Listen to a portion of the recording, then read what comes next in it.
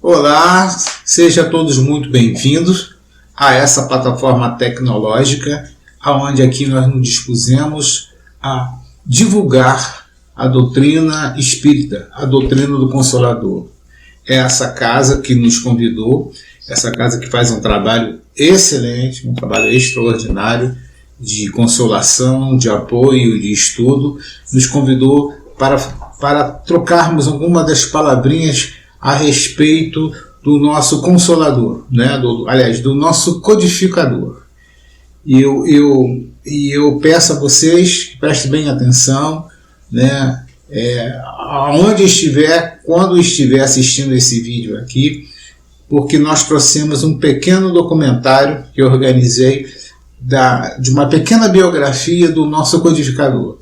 Para aqueles que não entendem, né? Que aqueles não conhecem Allan Kardec, para aqueles que já estão mais tempo no Espiritismo, mas também não conhecem em profundidade a personalidade e o trabalho do nosso codificador, nós estamos aqui como um ponto de começo, um ponto de lança, né, para poder iniciar nesse trabalho. Como você já sabe, nós temos um protocolo. Iremos fazer a leitura da página, depois retornaremos com a prece e eu farei um pequeno comentário e entraremos no nosso documentário propriamente dito. Ok, meus irmãos? Livro Caminho, Verdade e Vida, Chico Xavier pelo Espírito Emmanuel, capítulo 62, Parentela. E disse-lhe: sai de tua terra e dentre a tua parentela e dirige-te à terra que eu te mostrar. Está em Atos, capítulo 7, versículo 3. Nos círculos da fé, vários candidatos à posição de discípulos de Jesus queixam-se da sistemática oposição dos parentes com respeito aos princípios que esposaram para as aquisições de ordem religiosa. Nem sempre os laços de sangue reúnem as almas essencialmente afins. Frequentemente, pelas imposições da consanguinidade, grandes inimigos são obrigados ao abraço diuturno sob o mesmo teto. É razoável sugerir-se uma divisão entre os conceitos de família e parentela. O primeiro constituiria o símbolo dos laços eternos do amor, o segundo significaria o cadinho de lutas, por vezes acerbas, em que devemos diluir as imperfeições dos sentimentos, fundindo na liga divina do amor para a eternidade. A família não seria a parentela, mas a parentela converter-se-ia mais tarde nas santas expressões da família. Recordamos tais conceitos a fim de acordar a vigilância dos companheiros menos avisados. A caminho de Jesus será útil abandonar a esfera de maledicências e incompreensões de parentela e pautar os atos na execução do dever mais sublime, sem esmorecer na exemplificação, porquanto assim o aprendiz fiel estará exortando-a, sem palavras, a participar dos direitos da família maior, que é a de Jesus Cristo. Então, meus irmãos, retornando, vamos fechar nossos olhinhos, pensar no nosso meigo nazareno, aquele que é o motivo de nós estarmos aqui reunidos nesse dia, nesse local, nesse horário, nessa plataforma também tecnológica, a pedir a Ele, querido Mestre Jesus, nós que nos encontramos na fileira do aprendizado, nos colocamos humildemente e te pedimos que abençoe as nossas vidas, que abençoe as nossas oportunidades, que abençoe a nossa mente, a nossa inteligência, que abençoe o nosso tempo, que abençoe as nossas mãos, que nos motive a todos nós a superarmos o nosso ego, o nosso orgulho, o nosso egoísmo, as nossas sombras. Que a gente possa cada vez mais plantar dentro do nosso solo íntimo o bem que o nosso Pai Criador espera tanto de nós e que aguarda ansiosamente para entregar a divina herança que cabe a cada um de nós no grande concerto cósmico de todos os espíritos, Senhor. E nesse momento pedimos que abençoe a nossa palavra, para que não possamos sair da direção estabelecida por Ti. Que o Senhor abençoe essa instituição que nos recebe, que nos dá essa oportunidade, e que ela possa continuar trabalhando, consolando e esclarecendo a tantos espíritos encarnados e desencarnados que apareceram. E aos amigos que estão assistindo a esse vídeo, que eles possam ser abençoados igualmente, que possam ser atendidos nas suas necessidades íntimas de evolução, que eles possam ter o consolo, que eles possam ter o entendimento do processo que passa em si, das dores, dos sofrimentos, das lutas, das disputas internas que ocorrem dentro da gente. E que esses mesmos irmãos possam encontrar no Espiritismo essa força, essa bandeira de luta, essa determinação para continuar avançando no seu progresso espiritual. E que, como é prometido por Ti, um dia todos nós nos encontraremos na grande pátria espiritual para uma consagração definitiva da nossa fraternidade universal, aonde a pauta única do amor será completamente dominante em todos nós. Até lá, ainda resta a nós carregarmos a nossa cruz e enfrentar as nossas batalhas íntimas, cada um fazendo por si o trabalho da sua construção espiritual. Que o Senhor esteja conosco agora e sempre. Que assim seja. Então, meus irmãos, como havia dito, essa casa nos convidou para a gente comemorar, vamos dizer assim, comemorar na lembrança, né, na memória, porque o aniversário ele existe para isso. O aniversário não é só para comer o bolinho, bater parabéns, assoprar a velhinha, etc.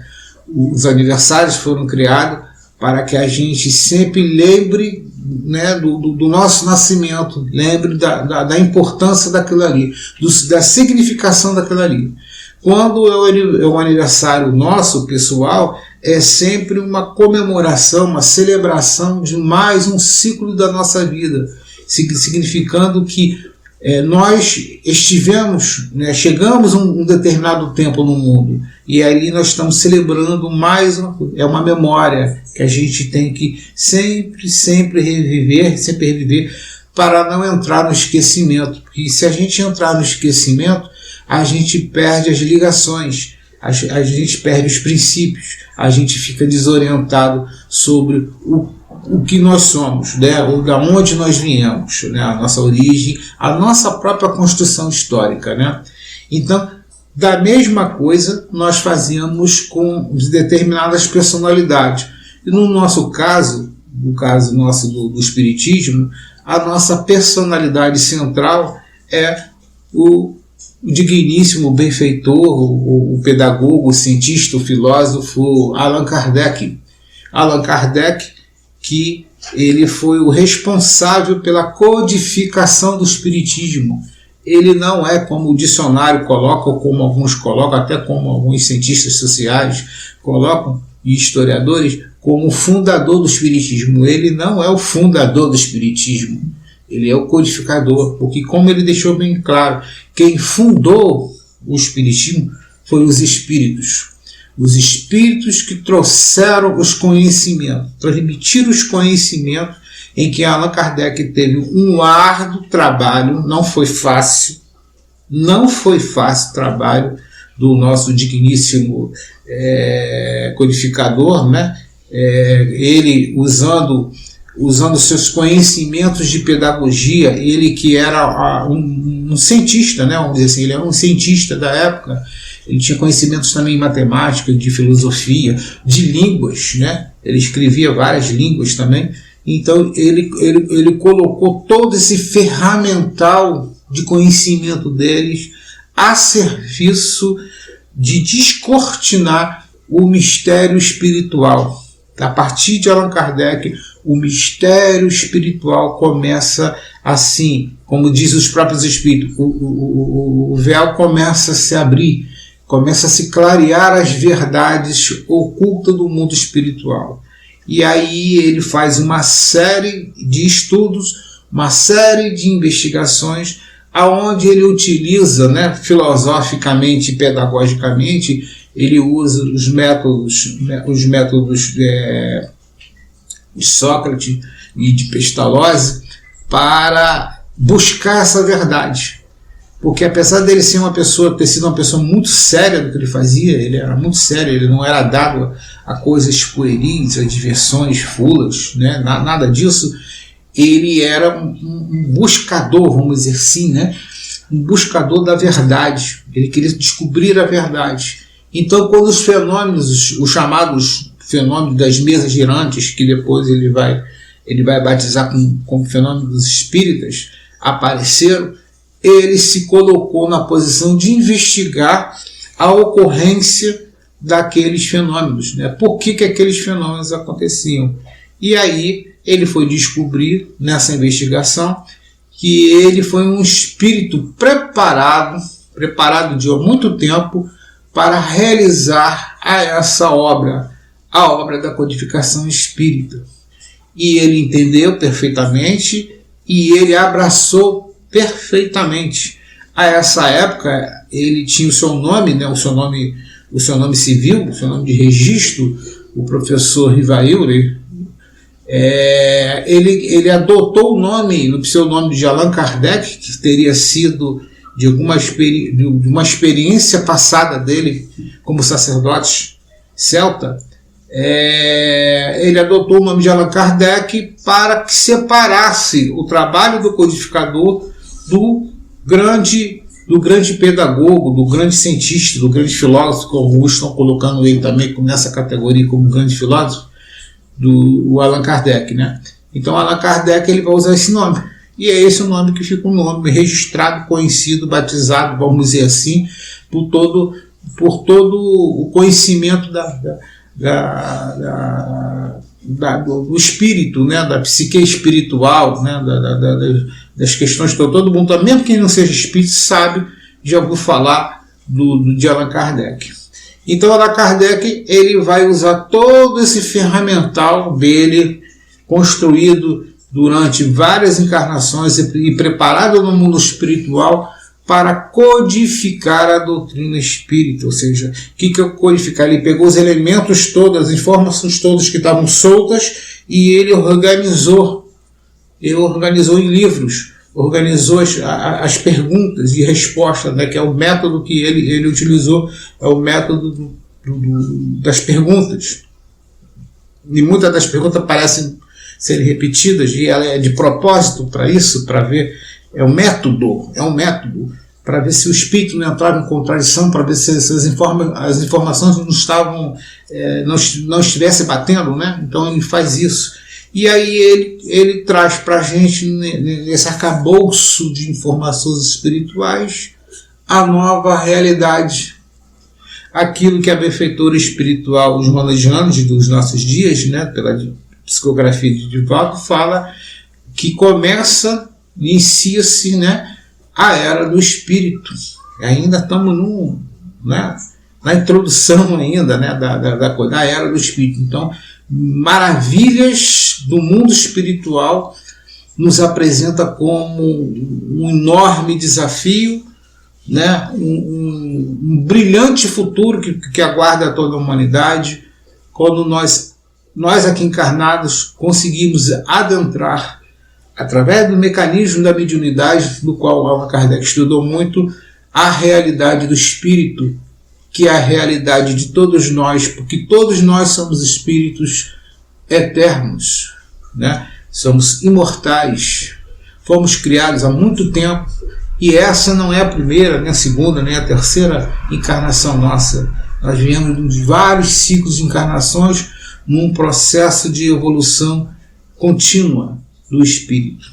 Agora, ele apresenta para a humanidade a doutrina espírita, do qual ele criou esse neologismo, né, de espiritismo, foi ele que criou, e ele descobriu nessas investigações que se tratava do Consolador prometido por Jesus, porque Jesus ao seu tempo, ele sabia dos atropelos todos, das dificuldades todas, que a nossa humanidade, que nós iríamos lidar com o conhecimento evangélico, que nós iríamos perder, que nós iríamos deturpar, que nós não iríamos entender. E aí, ao seu tempo mesmo, ele disse que mandaria um Consolador. E esse Consolador iria fazer reviver aquilo que ele ensinou e ensinaria outras coisas mais. E aí ele viu esse encaixe perfeito na doutrina dos espíritos, nas mensagens espirituais, que começou ao tempo de Kardec e paulatinamente, né, a cada tempo, somente aqui no Brasil, nós temos mensagens, nós temos publicações que acrescentam um pouquinho mais a essa revelação. E nós sabemos que essa revelação vai ser uma continuidade que a nossa mente se perde no tempo, né? Vamos levar o quê? 1000 anos? 2000 anos? Vamos levar muitos anos de outras e outras informações que vão acrescentando o nosso conhecimento espiritual e vai nos explicando sobre o que nós fizemos no passado, como as coisas ocorreram de pura verdade. Ok, meus irmãos? Então, está aí. Eu espero que vocês assistam o nosso pequeno documentário, que é uma iniciação ao estudo da biografia de Allan Kardec, e que vocês fiquem satisfeitos com isso, que vai ser do agrado do nosso coração. Tá? Tenha uma boa sessão. Que assim seja. A Torre Eiffel, monumento extraordinário da República atual da França. Monumento histórico mais visitado do mundo. Ele foi inaugurado em 1889 para a feira ou chamada Exposição Universal de 1889, aonde milhares de inventos de todas as partes foram expostos naquele ano. Obviamente eu estou colocando aqui porque se trata de um símbolo poderoso de compreensão do Estado francês. Claro que Allan Kardec, o objeto da nossa biografia aqui, ele não conheceu essa torre.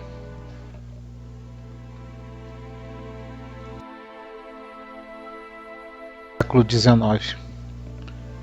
A França ainda marcada pelos ventos da Revolução Francesa e das revoltas e guerras que ainda continuariam.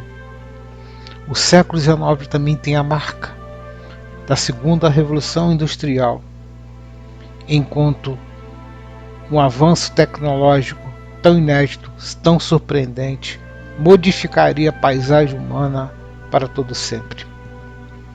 A urbanização, os meios de comunicação, os transportes, a multiplicação da população, a multiplicação do conhecimento e o divórcio definitivo entre ciência e religião. É nesse ambiente em que nasceria Allan Kardec e nasceria a doutrina dos espíritos que nós iremos tratar aqui.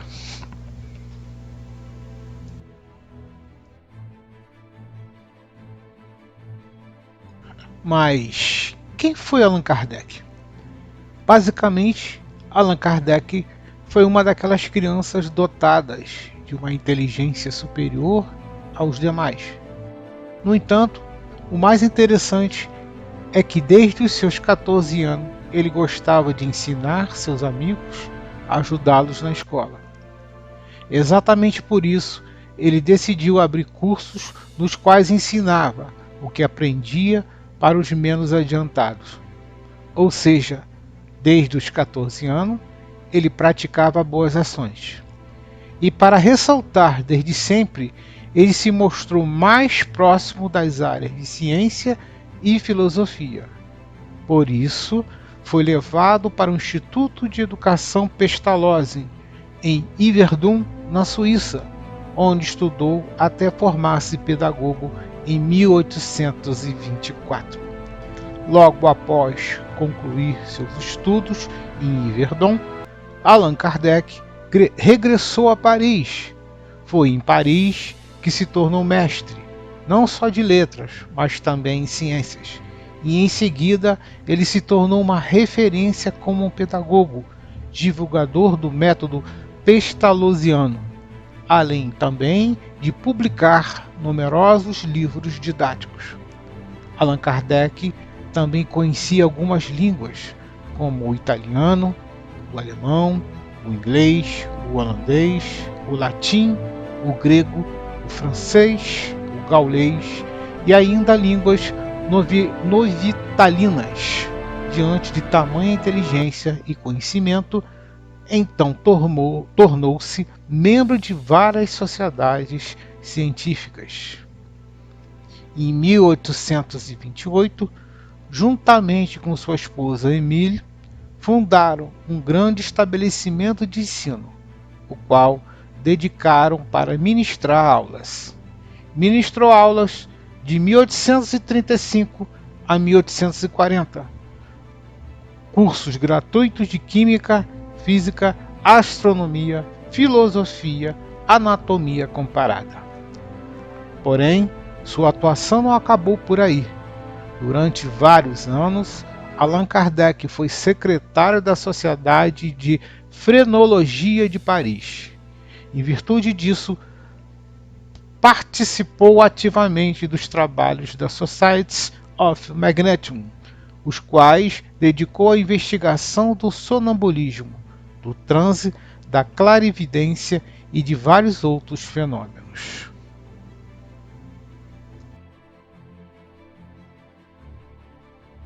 Como surgiu o Espiritismo? A época foi bastante propícia para tal descobrimento, pois a Europa estava em uma fase a qual havia sido despertado a atenção para os fenômenos conhecidos na época como o das mesas girantes. E foi nesse momento em que Allan Kardec abriu mão de sua identidade, de suas atividades profissionais, para tornar-se o pai do Espiritismo para alguns e para nós espíritas, o codificador da doutrina dos espíritos. Depois de assumir o seu anonimato de vez, ele realizou um trabalho de solidariedade e tolerância, o qual teve como objetivo promover a efetiva educação espiritual do ser humano na plenitude da sua imortalidade. Em busca de conhecimento sobre o plano espiritual, Allan Kardec começou com experiências empíricas com fenômenos de sonambulismo nas casas de alguns conhecidos. Contudo, com essas experiências recebeu muitas mensagens através da mediunidade de alguns jovens da época. Tal experiência levou-se à conclusão de que tais acontecimentos eram manifestações inteligentes produzidas pelos espíritos dos homens que haviam deixado a Terra. Logo após essa experiência, Allan Kardec recebeu alguns cadernos de comunicações sobre o Espiritismo. E com essa gigantesca e desafiadora tarefa, Allan Kardec decidiu dedicar-se para estabelecer as bases da codificação da doutrina espírita, as quais visavam não só no aspecto filosófico, como também no científico e no religioso. Os cadernos o levaram a elaborar obras básicas, com as quais tiveram o viés de mostrar ensinamentos fornecidos pelos Espíritos. E a primeira de suas obras foi O Livro dos Espíritos, ao qual foi publicado no ano de 1857. O livro obteve rápido sucesso de vendas e foi considerado como um marco da codificação do espiritismo. Entre outras coisas, ele expunha uma nova teoria da vida, do destino do homem, por exemplo. Contudo, depois de sua publicação e de seu primeiro livro, Allan Kardec fundou a Sociedade Parisiense de Estudos Espíritas, a qual foi presidente até a sua morte. Logo após, Allan Kardec fundou e também dirigiu a Revista Espírita, primeiro órgão espírita na Europa, a qual foi dedicado à defesa dos pontos de vista expostos pelo Livro dos Espíritos.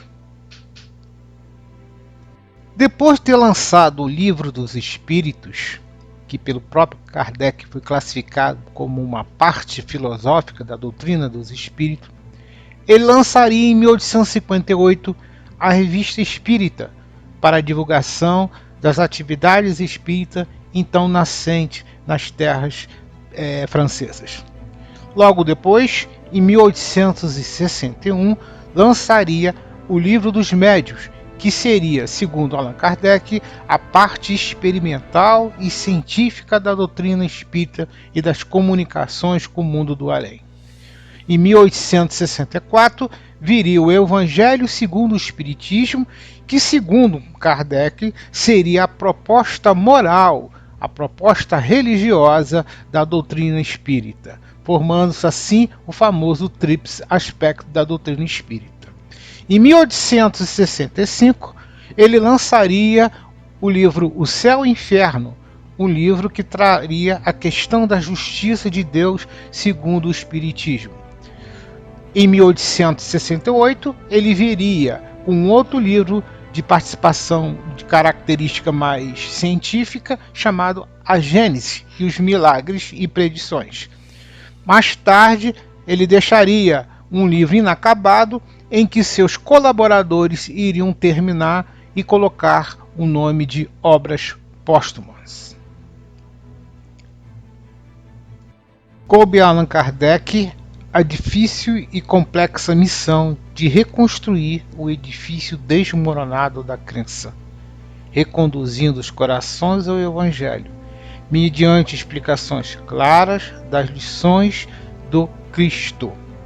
Para isso, contou com a comunicação dos Espíritos, fazendo assim trazer à luz o véu que havia antes fechado aos nossos olhos, os olhos da humanidade, agora clareando o mundo da espiritualidade, o mundo da nossa causa, o mundo da nossa origem, dando um entendimento mais amplo da nossa vida e da nossa significação aqui na Terra, como uma escola de provas e expiações, com inúmeros ciclos de reencarnações, até que um dia possamos todos nós atingirmos a perfeição relativa, tão comentada pelos Espíritos.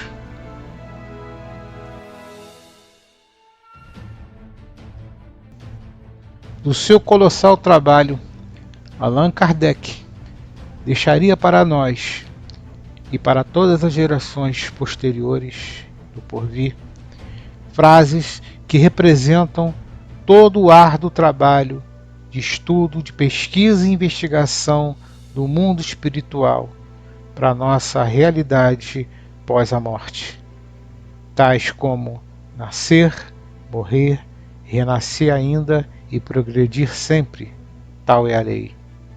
Fé inabalável só é a que pode encarar frente a frente a razão em todas as épocas da humanidade.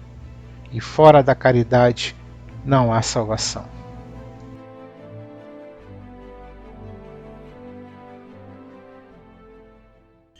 Então, meus irmãos, eu espero que vocês tenham gostado, né, desse pequeno documentário que eu organizei, uma pequena biografia de Allan Kardec, e que vocês estejam desafiados, se sintam desafiados a estudar mais o nosso eminente codificador, entendendo a sua grande luta, ok? Agora, como manda o protocolo, eu faria a nossa prece de encerramento e já desde já agradeço a todos vocês, agradeço essa casa toda e nós estamos aqui para novos desafios, novos convites do nosso projeto de divulgação da doutrina espírita. Ok, meus irmãos?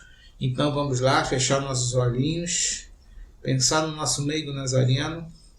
Diz a ele: querido Jesus amigo, nós que nos encontramos aqui queremos agradecer muito pela sua proteção, pela sua ajuda, pela sua misericórdia em torno de todos nós, para que incentive a superarmos as nossas fraquezas espirituais, Senhor.